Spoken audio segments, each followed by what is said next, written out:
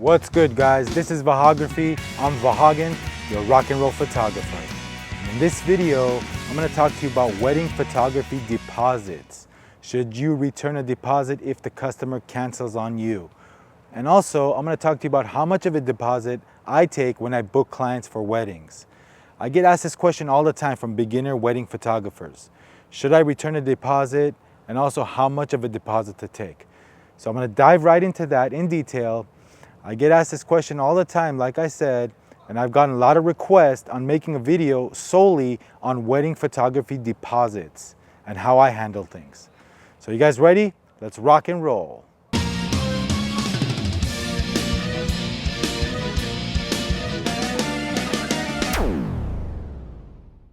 So first, before I get into all that, let me tell you a little story. About 8 years ago, I got booked to photograph a wedding. They gave me a deposit, and several months later, they canceled on me. The bride called me, she was crying. She told me a story about there was a death in the family, and I felt bad for them. You know, I said, no problem. And she had requested for me to give her the deposit back. So I kind of felt bad. She was sobbing and crying, and you know, she needed money. She had requested for the deposit be returned. In my contract, it states that there's a non-refundable deposit. However, I kind of weighed the options and I kind of felt sorry for the family, and I said no problem. Even though it had been 3 or 4 months since she booked the wedding and the wedding was scheduled to go on 3 months from that date, I gave them the money back. So it turns out the wedding actually happened, and it doesn't matter how I found out somehow. A photographer friend of mine tipped me off that there was a wedding and so, the bride and groom. I saw the pictures online. So it turns out that they'd canceled on me. They had made up a bogus story about somebody passing away in their family, and just so they could get the deposit back. So I'm guessing what happened was they found a cheaper photographer and they went with him, got the deposit back, and canceled on me. So that's just one of many reasons why I never return a deposit. So why are deposits important in wedding photography? Well, this is a business, guys. Chances are you can only take one job per Saturday, and if it gets canceled, you're out of a paycheck. So you need something to fall back on to get paid for that day that you lost. Wedding photography is a business, guys. You need to treat it like a business. You need to get paid, you need to make money. Deposits are very important to hold the day, to reserve the day for the client, and also to know that you'll be earning a paycheck. Like I said, if the date gets canceled for any reason, you have something to fall back on, a little percentage of the money, so that day won't be a total loss for you guys. A deposit is an industry standard in all wedding vendor businesses, florists, caterers, you name it, they all take non-refundable deposits. So it's very important as wedding photographers to follow the same guidelines. In your contract, non-refundable deposit is required to book the event. So there's been instances where customers call me and they ask me to hold the date for them. They can't see me right now. They're interested, they want to book me, but to tentatively write them down for a specific date. Then that's wedding A. Wedding B calls me the next week or next day and wants that date for sure, the same day, and they're ready to book right then and there. So what do you do in that certain situation? Well, number one, I give wedding A the benefit of the doubt. They called me first, they were serious, they want to book with me, but they just didn't have a chance to meet me and give me a deposit. So what I do is, client A, I call them and I say, listen, I have client B waiting on me, they're going to give me a deposit and they're serious, and do you still want this day? If so, I need a deposit from you as soon as possible. The reason why this is important, guys, if you tentatively book something and then they change their mind, you just lost out on wedding B. You let the clients in wedding B know that you're busy that day and you might have a potential client, so you lose out on wedding B, wedding A cancels on you, and what happens? You lose out on both weddings. And by the way, wedding B might have a huge following, a huge family, people getting married.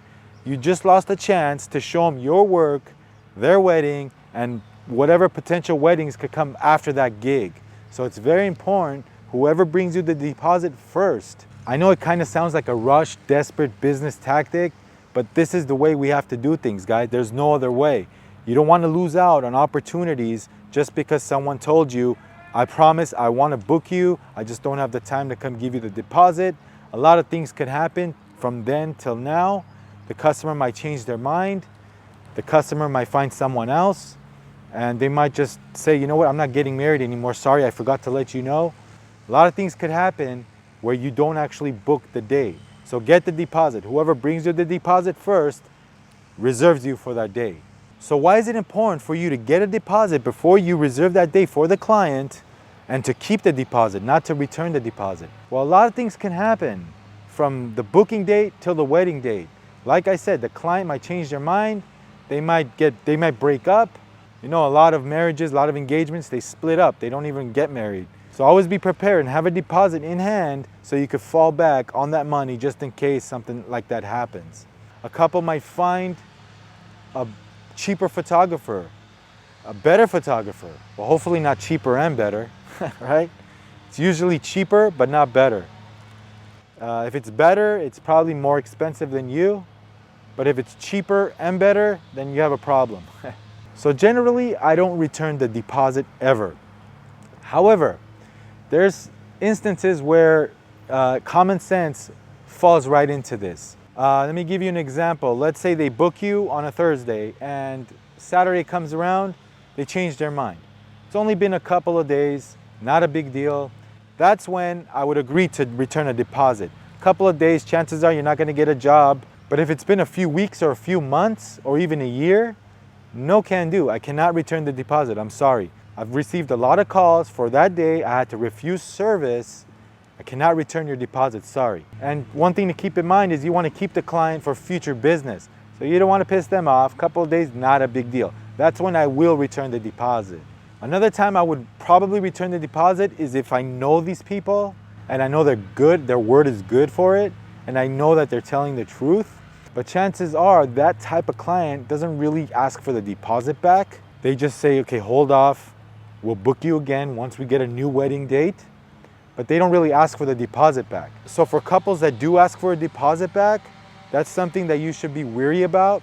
Why are they asking you for the money back if they're gonna book with you again? All they gotta do is reschedule. And why is it very important to have a non-refundable deposit stated right on your contract?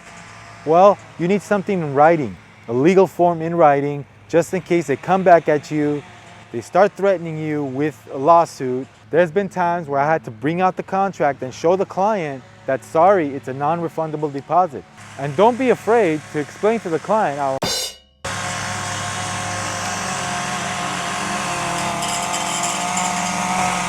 Come on, dude. Don't be afraid to show them the contract and to explain to them everything I tell you in this video. Never be afraid, guys. This is a business. Treat it like a business. So you'll be surprised at how many beginner wedding photographers don't even have a contract to begin with. So if you're a beginner and you don't even have a contract, get a contract professionally done up. I know maybe it's a friend getting married and you say, I don't need a contract. What's the date? Okay, I'm writing it down. That's totally unprofessional. Don't do that at all. If they cancel on you, you don't even get a deposit, guess what? You're out. So how much should you request as a photographer when you're booking weddings?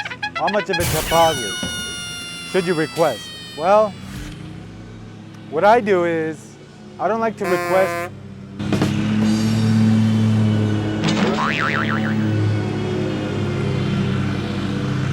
So how much of a deposit should you request? Well, as a beginner photographer, you might be nervous, you might not know, you might not feel comfortable asking for a deposit. Some photographers ask for 20%, some 25%, some 30%, some even 50% of a deposit. What I do is, I think 20 to 25% is a perfect number, and that's what I ask for. The reason why I don't ask for 50% is because when the day comes around, I actually shoot the wedding. If I ask for a 50% deposit, number one, they might not agree to that. And number two, I like to receive the big chunk of money when I actually perform my duties. It makes me feel better, it's fair for the client, and I think it's fair for the photographer as well. You also have to pay your second photographer, your second or even third shooters. There's really nothing gonna be left for you. So 20 to 25% of the package price, I think is a really good price, really fair amount for a deposit. And one more thing, guys, before I wrap this video up. If you ever need to cancel the gig for any reason, a personal reason or something comes up and you need to cancel the gig, that's when you refund the deposit. It's your fault, you cannot make it to the wedding for whatever reason. So remember, if you need to cancel, return their money back, refund their money back. Common sense, guys. Never hold a day for a client without a deposit. First one to give me the deposit, sign the contract, is reserved. That's the way it should be, that's the way it's always been, and always get a deposit before you X that date out in your calendar. All right, guys, hopefully this video helped you out. Please leave me a comment down below. Let me know if you've had a nightmare situation in your photography business with clients demanding the deposit back. They don't really care about the contract. They know it says that, but they're demanding it back. They're giving you a whole host of problems. Canceled, they threatened you. Leave a comment down below. I would love to hear what you have to say and if you had a situation like this. And by the way, guys, for all you beginner photographers out there, I've shot so many weddings, I've booked so many clients. A very small percentage of people give me problems as far as deposit cancellations go.